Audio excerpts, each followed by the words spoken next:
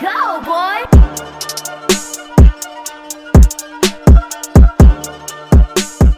What is up? What is up, folks? We're back. Me and Sue here talking about Shang-Chi. What's going on, man? Talking about Shang-Chi and the Legend of the Ten Rings. I feel we have to preface it with this. Me and Sue, we have a love, and even D, we have a love for a lot of Asian cinema. I'm pretty sure you've heard many of our podcasts talking about a variety of Asian cinema, whether it's A Better Tomorrow, Karate Kids, The Raid, all those different things from like The Raid, The Man from Nowhere, all the Jet Li movies we could think of, the Jackie Chan movies. Oh shoot! Even that one rare movie from Japan, Red Wolf? Yeah, Red Wolf. It's we delved into those things and stuff. And when Shang-Chi was coming out, seeing trailers and stuff, I was like, huh, this kind of reminds me a lot of those Asian cinema type movies, and stuff. So surprisingly, Shang-Chi and the Legend of the Ten Rings actually hits those notes of different varieties. I even say the latter part of the movie dives into Detective D territory. Yeah, I don't know if you ever seen those. No, it does. It definitely does. I appreciate the fact that much like the first Iron Man movie, this movie just says fuck it and just goes for it. Like you want your mystical elements into it, cool. That's what you got. If I was to say what this movie would give you the vibes of, it definitely gives you the vibes of Jackie Chan's earlier movies from, I would say, late 80s, early 90s Hong Kong films, a little bit of Crouching Tiger, and a True little Legend. bit, I guess True Legend. And some True Legend. Some parts of True Legend, but more so House of Flying Daggers. Oh yeah, definitely. And it's crazy too because so the whole big premise of Shang-Chi is that the title character, he's run away from home and stuff. We find out through flashback he's run away from home and he's having this lifestyle in San Francisco and stuff. And as this is happening and stuff, he comes upon a situation that has him meeting up with his father, who is the titular leader of the Ten Rings organization, which you can probably put one and one together, and it being the Mandarin, aka Wenwu, as this movie implies, and basically the typical father-son dynamics, and I'm not going to take over kind of thing happens and stuff as per usual in these kind of things, and aka I don't want your life. Yeah, that kind of thing and stuff. And again, and most people might think, oh man, it's a trope. It's a trope that's across the board in any genre that you could think of. This ain't new here, So I think like I said, the whole movie, I was genuinely shocked because I didn't know what they were going to do. Because if you know the character of Shang-Chi was created way back in I think it was the 70s. Hold on, no. Yeah, 1973. Mm-hmm. And if there was a connotation here, so Iron Fist was pretty much the David Carradine kung fu character, a white dude that knows karate, basically, right? Kind of like the Michael Dudikoff type character, right? Mm-hmm. Luke Cage was like the blaxploitation character, like Fred Williamson and Jim Brown and all that stuff, right? Shang-Chi was pretty much the Bruce Lee of that street level group and stuff. He's the Bruce Lee of the Marvel universe. Definitely more Bruce Lee than Iron Fist. Yeah, he has connection to chi, but he operates it definitely more differently to where it enhances his skill sets and stuff, to where he's the guy that everybody in the Marvel U kind of fears, like, oh, that's Shang-Chi. Go ahead and give him some respect here because he might put her on our asses and stuff. One of the problematic aspects of the character, obviously, is that his dad in the comics was Fu Manchu. And if you know the history of Fu Manchu, it's very much a horrible Asian character. I mean, and the character, the Mandarin in Marvel Comics, was basically had the Fu Manchu motif going on. And well, I mean, correct me if I'm wrong. Help me out here if I'm wrong. Uh, was Fu Manchu, I guess, the inspiration for David Lopan? Yeah, I thought so. that's a character that just you watch stuff as a kid and you don't think much of it because it's a look, and then like when you hear about the fact that it's a very offensive imagery and stuff and how America kind of took the character, made him as the face of Asians and stuff in just the most horrible way possible. It Terrible. Yeah, it's terrible, and you understand why China feels some way about the character, and especially the Mandarin, since the Mandarin went full tilt into that visual look. Now, recently, I would say within the past 10 years in Marvel Comics and stuff, they definitely changed up the Mandarin's image to where he doesn't look that way anymore, which is great and stuff. But obviously, that's still a wound that people remember, Oh obviously. yes, And I never was quite healed. no, it never quite healed. And I'm glad that they did this with the character in this movie, Wen Wu. And not going to spoil it and stuff, but it's kind of done in a very good way that I guess kind of dives into these actors. Tony Leung, I Like, will give credit to the fact that they let that man. I'm not gonna say let. They was like, this guy can act. We're going to go on ahead and just let him do his acting thing. Tony Leung can act his ass off. I mean, it's kind of, well, for anyone like myself. I followed that man's career for a while, and prior to seeing this I know him movie, from Hard Boiled and City on Fire. So yeah, okay, those are really good. Those were good early titles. John Woo movies. Yeah, I've known him from, I would say, more, well, more, not necessarily more recent, because these are also old too, in in Infernal terms of, Affairs. no, not even Infernal Affairs. Like before that, before Infernal Affairs, I knew him Mm. from Tokyo Raiders. Oh, you know what is weird? You kept telling me about that, and I kept I've been bullshit. I need to watch that, Dude, you but gotta watch that I heard it movie. was good.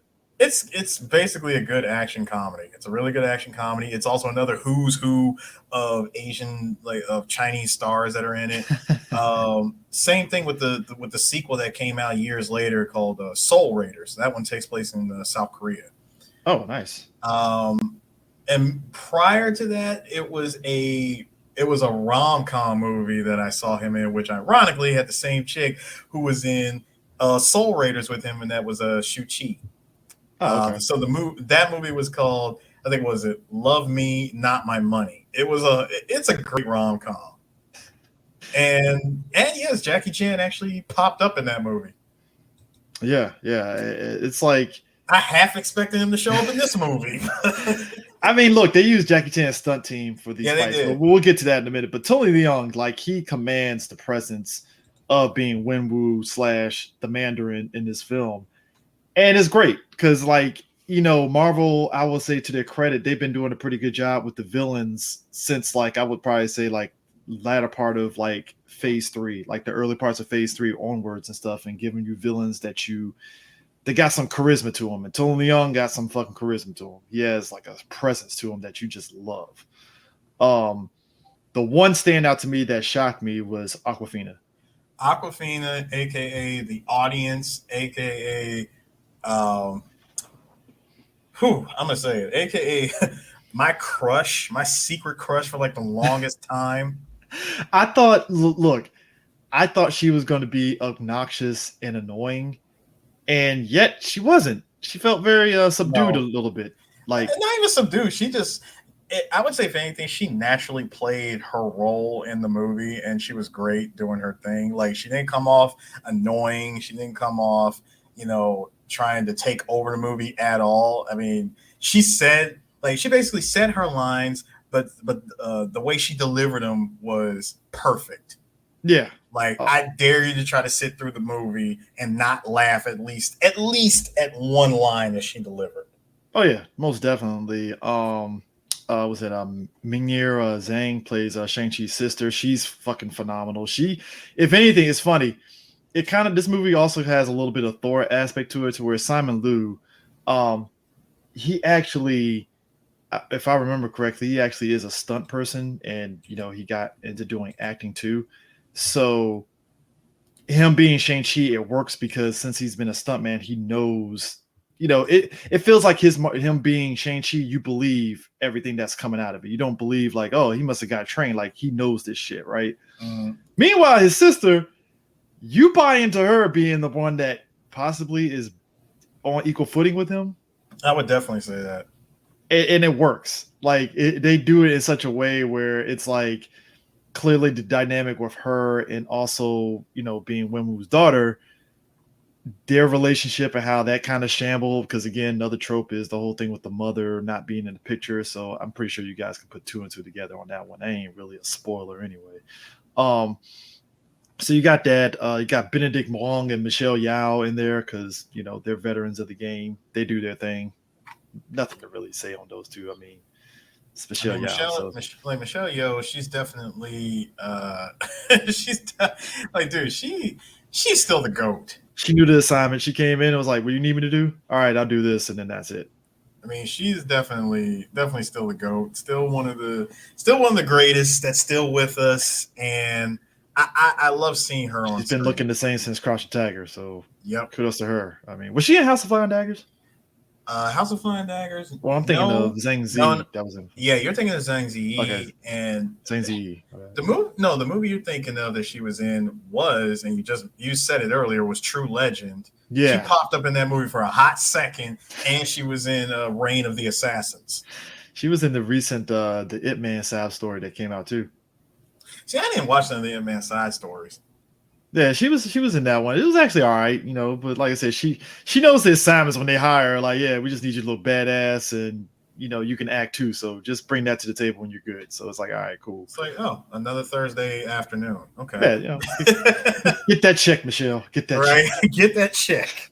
That Oh, Silverado is not going to pay itself off. I would say this another key aspect of the story is that it feels very standalone because even when we see Wong in this movie, he doesn't overstay his welcome. He's here and then boom, he's gone. Like There were two cameos in the movie.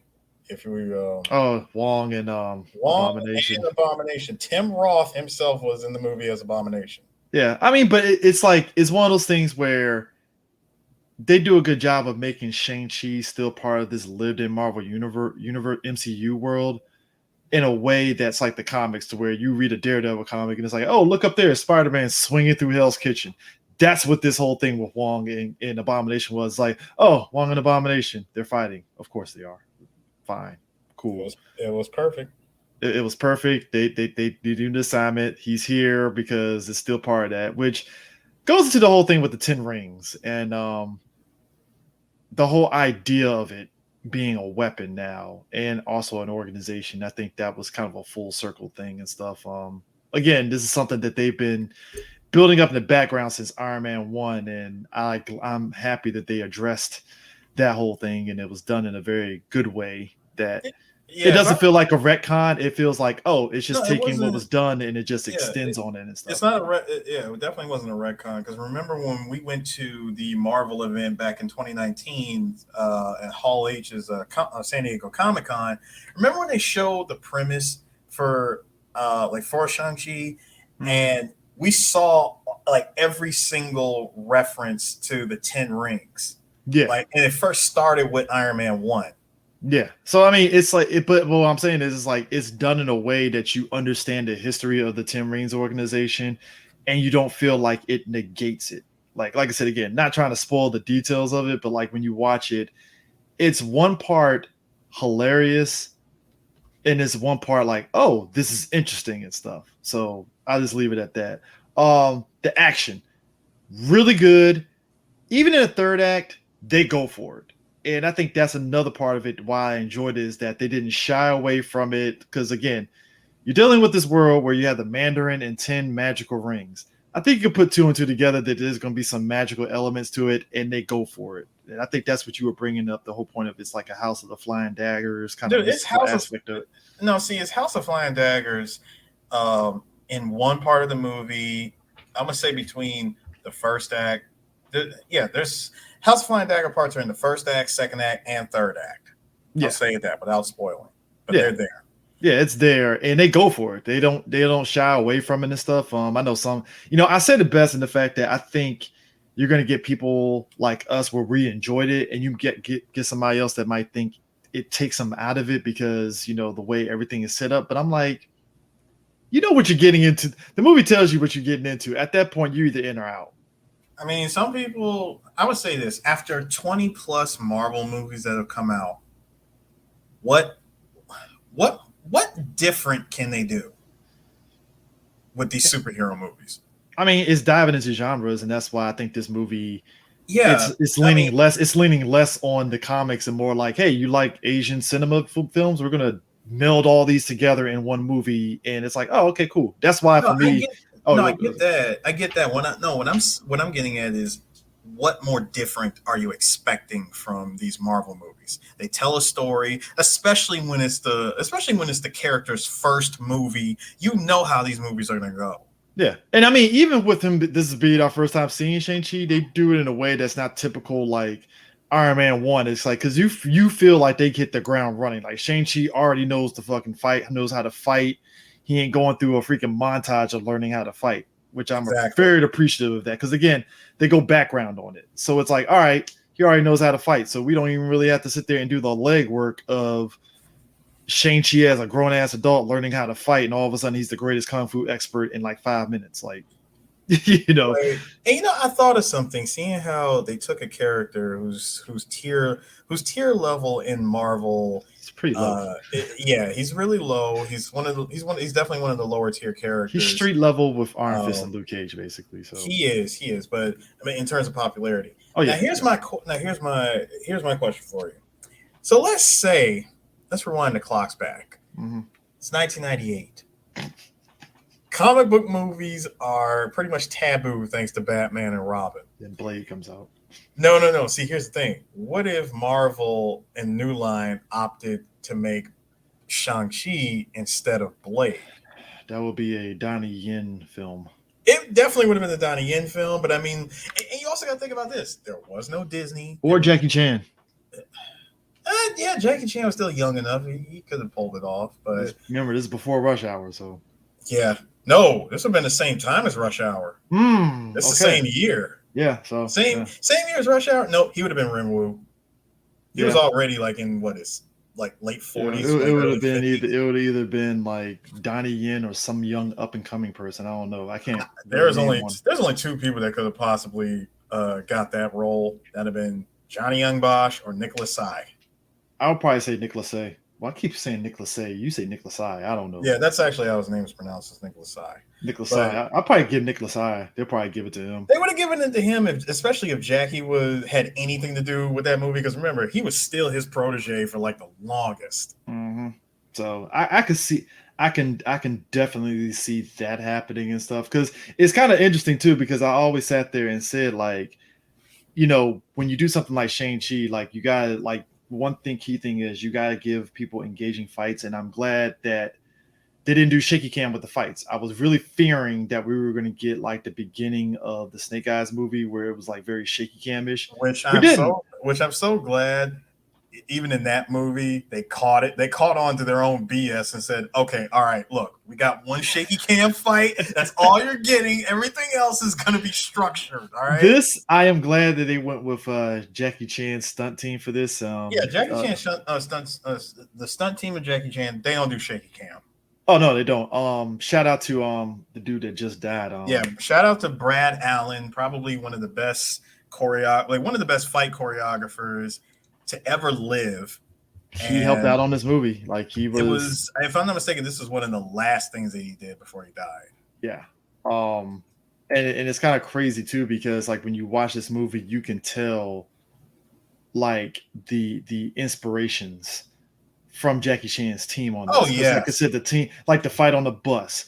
There's the a fight on fight. the bus. There's a That, fight. There's a fight on the was it it's a on the very bank? Rush Hour 2 esque Yeah, type it is fight. the freaking bamboo scaffolding of one building, and God, And the oh fights go good to where it's like you see what's happening, you see the kicks impact and everything. Even the fight between there's a fight at one point, Shang and his sister fighting, and it's done in such a great way. The framing of it and how they move, and it's done in a great way that you can see everything's going. Like you said, it's the stunt team. They know how to kind of like, I mean, you're working on Jackie Chan, so this is like Jackie Chan's a guy that knows how to frame fights in a way that you can see the impact and everything that's happening. Yeah. Which I'm pretty sure Brad Allen clearly like he took a page out of it in terms of all these fight sequences and stuff, because you never feel as though you can be like, oh, there's Simon Liu. Oh, there's a stunt person. Like Simon Liu's a stunt guy anyway, so he already knows how to do the moves, which I think that's probably what helped them coordinate those fights so easily because he already knows how to do those things and stuff too. So it works out great. Cinematography wise, really good. Mm-hmm. Visuals good. There are a couple of moments where it's very shaky a little bit with the special effects at times and stuff. It didn't take me out the movie, but I can kind of tell it's like, all right, it's a little iffy a little bit at one point, especially like the third act and stuff, a couple Yeah. of spots. But you know, that's to be expected. Huh? That's no. I was saying there was definitely a little bit of that going on. Yeah, but it was one of those situations where it didn't take me out of it because you know it reminded me of like Lord of the Rings, where it's like you get those big opening acts and stuff, and you know when you have a very special effects heavy type film, something's going to kind of bleed in through the cracks, and you go and notice it. Mm-hmm. You know, so as long as it doesn't take you out the movie, you're fine, and that's pretty what matters. The music was really good. They Yeah. definitely knew when to kind of bring in the music and when not to use it and take it in and out and stuff. It was That really great. reminds me. That reminds me to pick up that soundtrack on vinyl. Yeah, I need some of them song instrumentals, like just so good, so Yeah, a good. lot of those songs was hitting. Yeah, but I will say this: if you folks are watching this movie and you come out of the film and you enjoy it, definitely take a look at a lot of Asian cinema movies. I always like check out Donnie Yen stuff, Flashpoint, and all those films. Check out like Sue said, House of Flying Daggers, and you know True If I Legend, and all those films because they just those are the inspirations that kind of give us what we got in this film. You know. another, I would say another good title to check out is Legendary Assassin. Ooh, yes, Legendary, yes. pretty much. There's like five good Wu Jing movies that I can name. You know, Legendary Assassin, Bad Blood, Wuja. Fatal Move. Uh, God, what was the other one? Yeah, that's right. He was an Invisible Target, Mm-hmm. and I think he was also in Flashpoint. Yeah, I mean it's kind of it's just yeah it's just the you can tell that this movie was essentially a love letter to those type of films, and it works like I say it works for the character of Shang-Chi if you want to get people to know the character and stuff. I mean, Yeah, and I will say this: if there was to be a sequel to this movie, not giving any spoilers or anything like that, you know who needs to be in the next movie? who? Johnny Nguyen. Yeah, they gotta get him involved somehow. Johnny Nguyen has to be in this movie. He has to be in the next movie. He's good actor, hell of a martial artist. Please put him in this movie. Also, I have to shout out to this. I at times enjoy when the MCU puts in like lesser known characters and gives them an upgrade. Shout out to them using Razor Fist in such a great Yes. way because like I remember seeing the trailer and I just see a dude bust out a knife. I'm like, get the fuck out of here. That's Razor Fist. They put Razor Fist in the movie. I want people to understand Razor Fist is like if you look up the character is the most like obscure character I mean, hell that you can obscure. see. Hell crazy obscure as fuck. Like he popped up 2 years after Shang-Chi debut in Marvel Comics was a Master of Kung Fu. And it's just like you see the character in the comics and you see what they did in the movie. It's like, oh, this shit actually works. They went for it. All right, you got me. You put Razor Fist in it, and you made him an actually great, competent, like henchman, and it just worked. I was like, damn, they got me. They got me. Um, Razor, I'm in. I had something else I wanted to add too, by the way. So I didn't say it at the time when you and I got out of the screener, but I definitely wanted to ask you back then, Chris. Mhm. So Marvel, Disney, how much did you? I mean, how much did BMW pay you to put their cars in this movie? So if we had to lock down the cars, Black Panther had what the Acura. Yeah, Black Panther had the Acura. Actually, Acura was kind of like the big thing for the MCU for a it while. was because no, because what was it in the Iron Man movies? It was the Audi. It was the Audi, It was the Audi and then R8, and then in Avengers. Avengers it was the NSX. Yeah, it was NSX, and then I think it was in Age of Ultron. It was another Acura. I think it was it electric one? Yeah, there was still it's still the NSX. No, the final Avengers movie was the E-tron. Yes, it was that one. So this movie, BMW is going I is mean, good which I lord. wouldn't be surprised if they do like another marketing push like Black Panther where they're pushing that car with the character and all that stuff. Wouldn't be shocking at I all. mean, good lord. That M8 Grand Coupe That in was that great. one part of the movie. It was the perfect color. It was like that orangish reddish color. Hmm. I was like, oh Lord, that is what $135,000 looks like. I mean, and, you know, for a movie like this, it's kind of crazy too. I think for me, and maybe it's because I kept low expectations about this film, why I am kind of sitting back like, wow, this movie actually worked.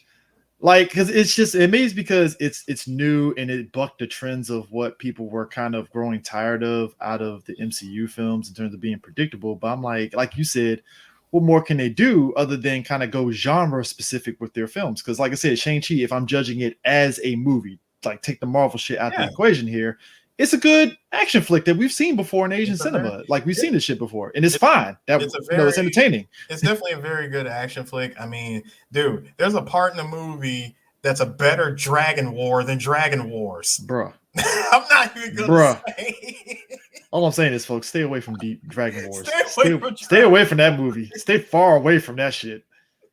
Like, god damn, like I'm just saying. I'm just saying. 15 minutes better than the entire hour, damn near 2 hours that movie gave us. I mean, you know what? And that's the funny thing too is that because they filmed this movie, they did some of the second unit stuff in San Francisco, obviously, because you know we saw the tracking shots Yep. and some of the stuff that they filmed there. But they actually filmed a good chunk of the stuff in Australia, which I'm like, kudos to y'all because I actually thought y'all were actually in like Hong Kong in parts of the movie.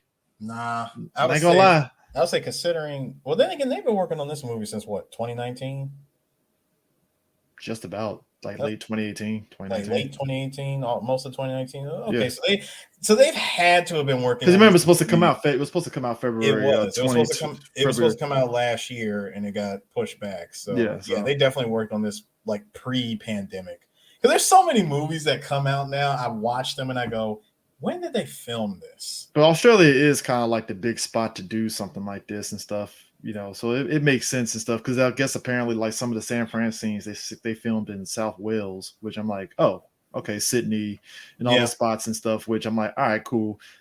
I mean, fool me because I was like, oh, you're in San Francisco, cool. Because because Ant-Man was in San Fran, so mm-hmm. thought there would be the connotation on that one, obviously, but they didn't. Which I think that's to the movie's credit is that whatever crossover that they had, it's limited, but it works. It's not trying to like in your face MCU things. It's like no, we're focusing on the character in this part of their world. This is what you're going to get. Yep. So, but yeah, this is definitely a must watch. Definitely check it out. Yeah, I mean that's pretty much it. Like I said, music, everything is just dope top to bottom. I don't think you guys are going to be really complain much about it. So yeah, so that's it. And you got anything else, sir? All I can say is please go see this movie. Just walk in expectations low. Despite what we have said about it, it's really good. If you're a fan of Asian cinema, you won't be disappointed with this movie. Oh hell no. Yeah, it's just definitely solid top to bottom. So with that in mind, we'll catch you guys on the flip side next time. Peace. Deuces.